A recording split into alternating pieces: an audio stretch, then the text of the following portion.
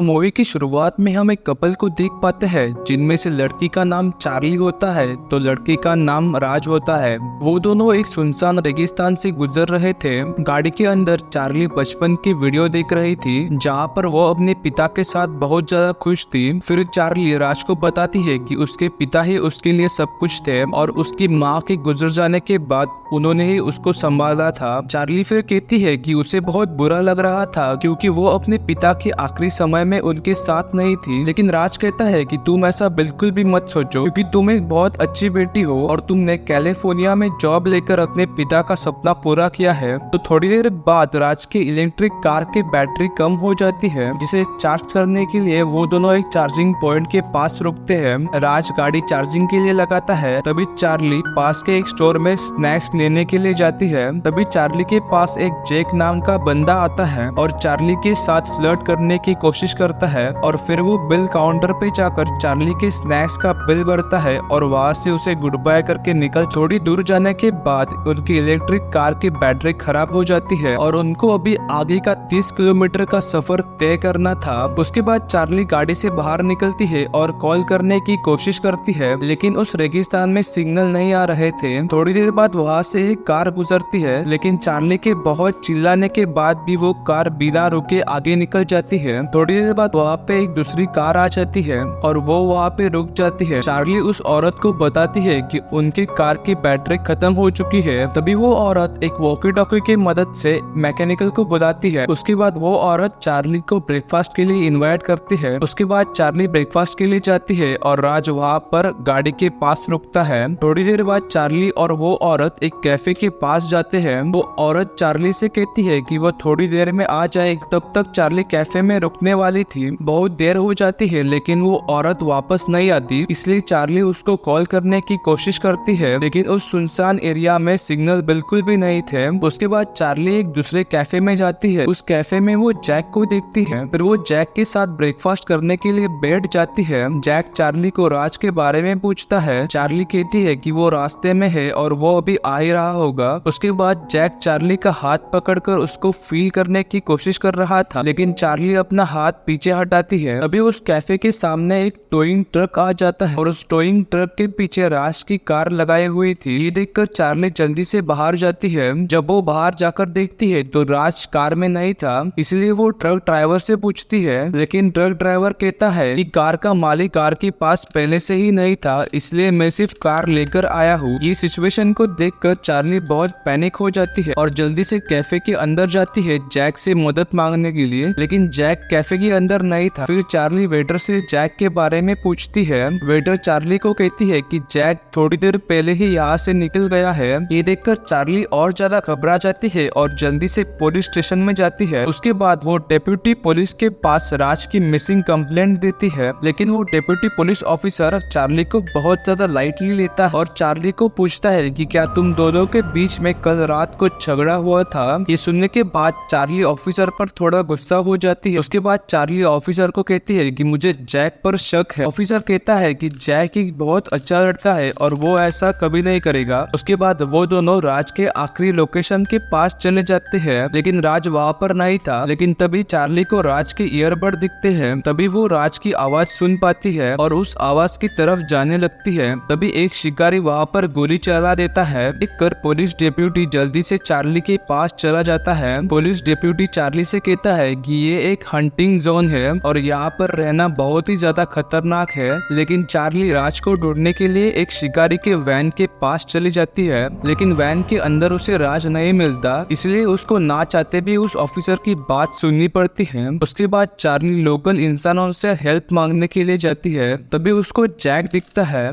तभी वो जैक के ऊपर बहुत ज्यादा गुस्सा करती है और उसे कहती है कि मुझे पता है कि तुमने ही राज को किडनैप किया हुआ है। जैक कहता है कि मैंने ऐसा कुछ भी नहीं किया, बल्कि मैं तो यहाँ पर तुम्हारी मदद करने के लिए आया हूँ। लेकिन चार्ली उस पर जरा सा भी विश्वास नहीं दिखाती और बार बार एक ही सवाल पूछने लगती है, इसलिए जैक भी चार्ली के ऊपर गुस्सा हो जाता है और वहाँ से जाने लगता है। अभी चार्ली को लिफ्ट देने वाली औरत वहाँ पर आ जाती है। उस औरत का नाम नेहा है। नेहा चार्ली से पूछती है कि क्या तुम्हें वो आदमी तंग कर रहा है। ये सुनने के बाद चार्ली कुछ रिस्पॉन्ड करने ही वाली होती है, तभी नेहा उसको एक रॉड से मारकर बेहोश कर देती है। थोड़ी देर बाद चार्ली को होश आ जाता है। वो देखती है कि वो एक गैरेज के अंदर बंदी हुई है। तभी नेहा उसके सामने बैठ जाती है और उसे कहती है कि तुम्हारे पति राज को भी मैंने ही किडनैप किया हुआ है। थोड़ी देर बाद वहाँ पर वो ट्रक ड्राइवर भी आ जाता है जो राज की कार को कैफे के पास लेकर आया हुआ था। चार्ली नेहा से पूछती है कि ये सब कुछ वो क्यों कर रही है। नेहा कहती है कि उसको 1.5 मिलियन डॉलर चाहिए, तभी वो राज को जिंदा छोड़ेगी। चार्ली कहती है कि उसके बैंक अकाउंट में इतना पैसा ही नहीं है। तभी नेहा कहती है कि तुम्हारे पिता के ट्रस्ट अकाउंट में बहुत ज्यादा पैसे है, तुम उस अकाउंट से मेरे अकाउंट में पैसे ट्रांसफर करो। कोई और ऑप्शन नहीं था, इसलिए चार्ली पैसे ट्रांसफर करने के लिए तैयार हो जाती है। वो नेहा को कहती है कि मेरे मोबाइल में अभी सिग्नल्स नहीं है, इसलिए मैं अभी पैसे ट्रांसफर नहीं कर पाऊंगी, लेकिन अगर हम एक इंटरनेट कैफे में गए तो हम पैसे ट्रांसफर कर पाएंगे। उसके बाद नेहा चार्ली को एक पास के कैफे में लेकर जाती है। उसके बाद चार्ली कैफे के अंदर जाती है और पुलिस को कॉल करने की सोचती है, लेकिन तभी उसको एक अनजान मैसेज आ जाता है जहाँ पर डोंट लिखा था। ये देखकर चार्ली घबरा जाती है और जल्दी से पैसे ट्रांसफर करने लगती है। पैसे ट्रांसफर हो जाने के बाद चार्ली नेहा के पास आ जाती है। तभी नेहा चार्ली को राज से बात करने के लिए देती है। कॉल खत्म हो जाने के बाद नेहा चार्ली को लेकर दूर रेगिस्तान में चली जाती है। तभी चार्ली कहती है कि उसे अर्जेंट बाथरूम करने के लिए रुकना है। पहले तो नेहा उसे मना कर देती है, लेकिन चार्ली के फोर्स करने के बाद वो मान जाती है। तभी वो दोनों एक पास के गैस स्टेशन पर रुकते हैं। चार्ली एक परफेक्ट टाइमिंग देखकर नेहा के आंखों में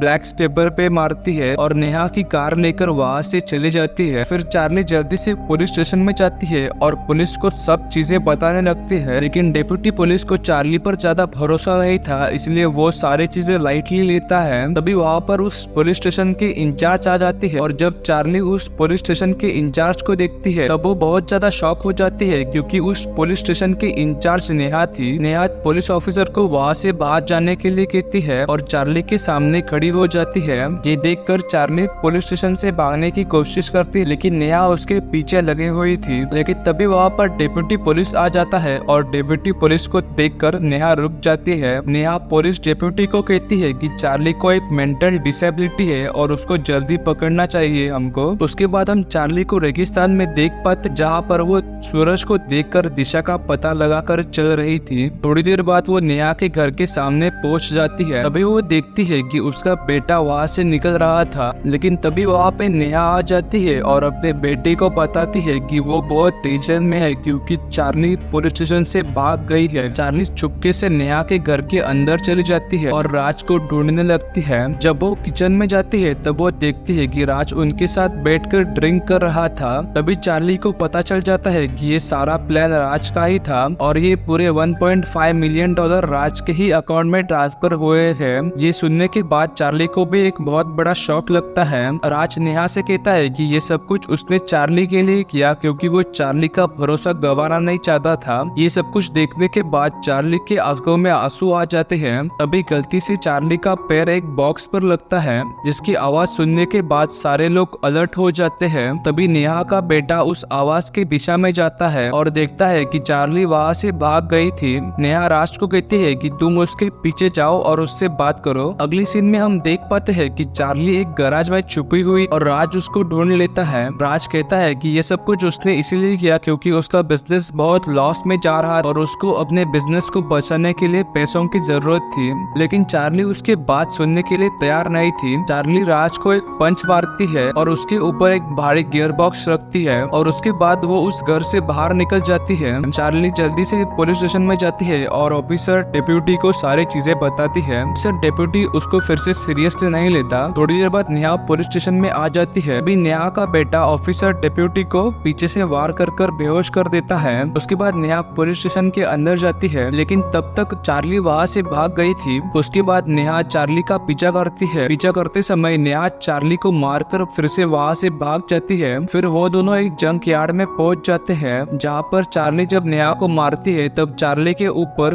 कुछ सामान गिर जाता है। चार्ली नेहा को बचाने की कोशिश करती है, लेकिन और सामान गिरने की वजह से नेहा मर जाती है। उसके बाद हम देख पाते हैं कि चार्ली हॉस्पिटल में, और वहाँ पर पुलिस डिप्यूटी आकर चार्ली को बताता है कि नेहा का बेटा अभी जेल में है और उसका इंटरोगेशन चालू है। उसके बाद चार्ली अपने पिता को श्रद्धांजलि देने के लिए ईगल लेक के पास चली जाती है। उसके बाद वो अपने पिता को श्रद्धांजलि देकर वापस घर आ जाती है। मूवी की एंडिंग में हमें दिखाया जाता है कि चार्ली अपने पिता ने दी हुई चीजों को देखकर मनी मन बहुत ज्यादा खुश हो रही थी, और इसी ही मिक्स एंडिंग के साथ ये मूवी यहाँ पे खत्म हो जाती है। मूवी कैसी लगी कमेंट सेक्शन में जरूर बताना।